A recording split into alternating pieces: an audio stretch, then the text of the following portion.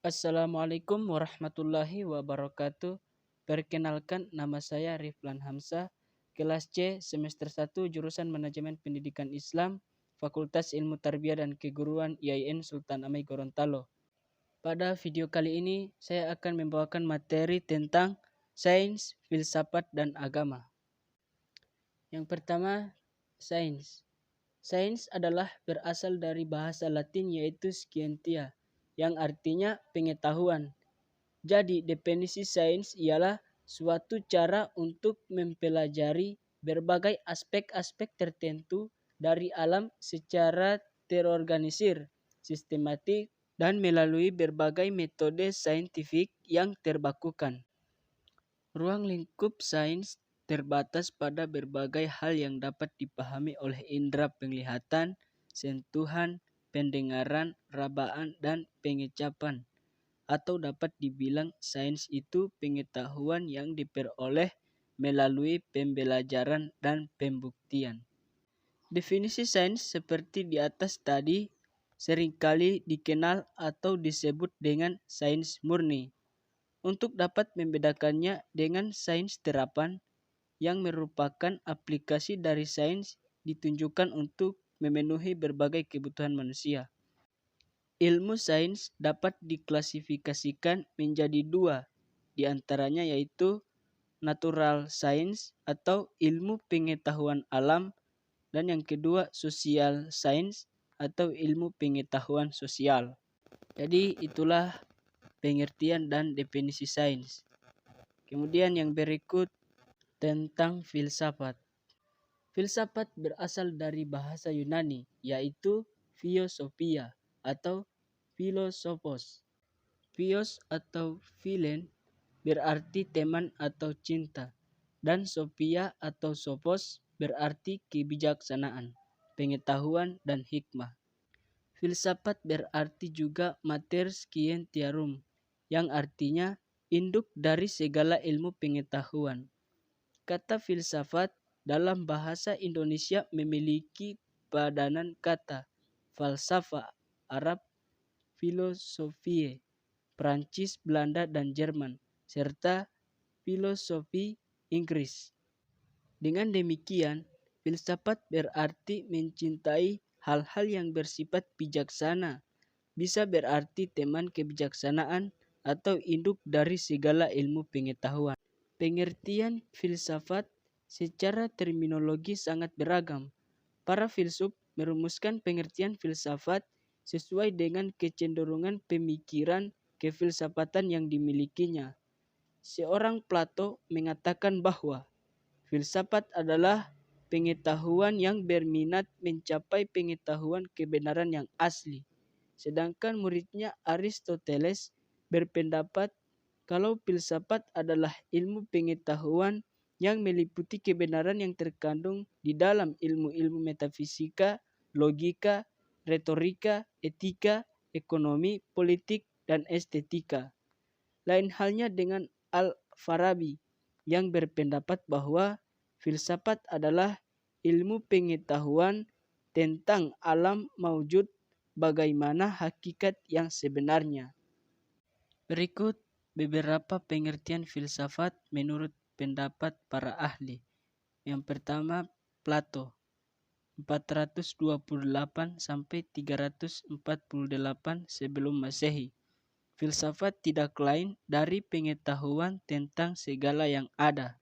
Pendapat yang kedua, Aristoteles 384 sampai 322 sebelum Masehi, bahwa kewajiban filsafat adalah menyelidiki sebab dan asas segala benda.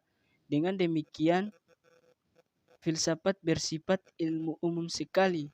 Tugas penyelidikan tentang sebab telah dibagi sekarang oleh filsafat dengan ilmu. Pendapat yang ketiga, Cicero 106 sampai 43 sebelum Masehi, filsafat adalah sebagai ibu dari semua seni. Ia juga mendefinisikan filsafat sebagai seni kehidupan. Pendapat yang keempat yaitu Johann Gottlieb Fichte 1762 sampai 1814. Filsafat sebagai ilmu dari ilmu-ilmu. yakni ilmu umum yang jadi dasar sebagai segala ilmu. Ilmu membicarakan sesuatu bidang atau jenis kenyataan. Filsafat memperkatakan seluruh bidang dan seluruh jenis ilmu mencari kebenaran dan seluruh kenyataan. Kemudian pendapat yang kelima, Paul Nartov 1854 sampai 1924. Filsafat sebagai ilmu dasar hendak menentukan kesatuan pengetahuan manusia dengan menunjukkan dasar akhir yang sama yang memikul sekaliannya. Dan masih banyak lagi pengertian filsafat menurut para ahli. Kemudian yang berikut tentang agama. Agama adalah sistem yang mengatur kepercayaan serta peribadatan kepada Tuhan Yang Maha Esa, serta tata kaidah yang berhubungan dengan budaya dan pandangan dunia yang menghubungkan manusia dengan tatanan kehidupan. Banyak agama memiliki mitologi, simbol, dan sejarah suci yang dimaksudkan untuk menjelaskan makna hidup dan usul-usul kehidupan atau alam semesta. Dari keyakinan mereka tentang kosmos dan sifat manusia, orang-orang yang memperoleh moralitas, etika, hukum agama, atau gaya hidup yang disukai. Menurut beberapa perkiraan, ada sekitar 4.200 agama di dunia.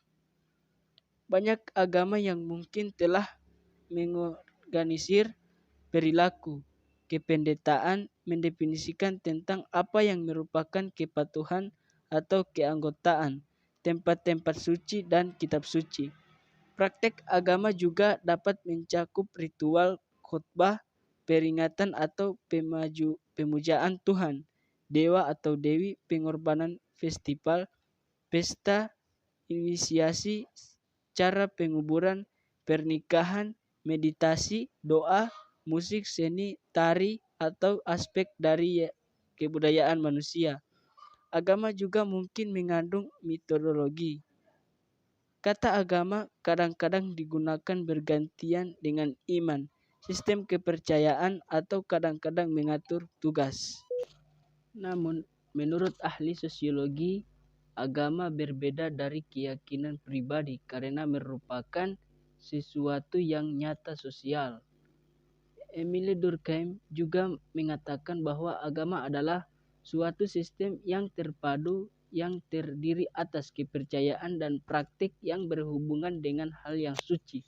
Sebuah jajak pendapat global 2012 melaporkan bahwa 59% dari populasi dunia mengidentifikasi diri sebagai beragama dan 36% tidak beragama, termasuk 13% di atas merupakan ateis, dengan menurunkan 9% pada keyakinan agama. Dari tahun 2005, rata-rata wanita lebih religius daripada laki-laki.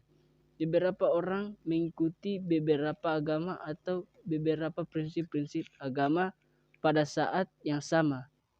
Apakah mereka mengikuti prinsip-prinsip agama secara tradisional yang memungkinkan untuk terjadi unsur sinkretisme? Itulah pemaparan materi tentang sains, filsafat, dan agama. Semoga bermanfaat. Wabillahi taufik wal hidayah. Wassalamualaikum warahmatullahi wabarakatuh.